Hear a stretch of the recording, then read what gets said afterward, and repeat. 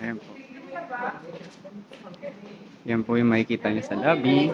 And then dito may honesty store. Ano yung fish? Fish. Ano yung fish?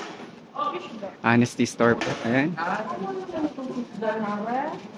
Ito yung mga new generation. Anong year pag ganito ng uniform? First year pa po. First year. Tapos ito, second year. Tapos, okay na hanggang sa graduate. Okay. Magkano na uniform? May pagdalawa po na. Okay. Pwede na. Okay. Yan po yung mga nurse ako. Nurse. Yan. Ito. Pag ganito yung uniform. Hindi, wala pa kaming parang talagang uniform official na ano eh. Oh.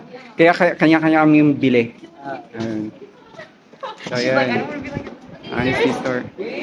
At may ATM na. 2,000 lang. Anong meron sa honesty store natin? Ayun kasi nung shipping niya sa Zalora. Kung bibili ka sa Zalora, sige, nalilibre na ako. Meron pang lumpia. 5 hours sir po. Nag-i-order pa. Wala dito. Walang po na. Ay, lumabas.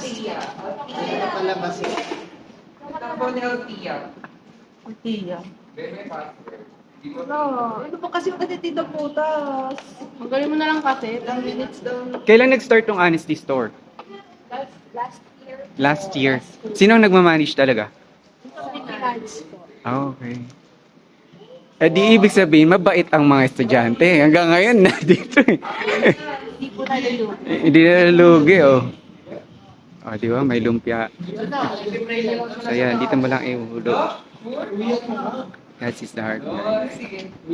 At ito po yung sopa. Ayan. Okay.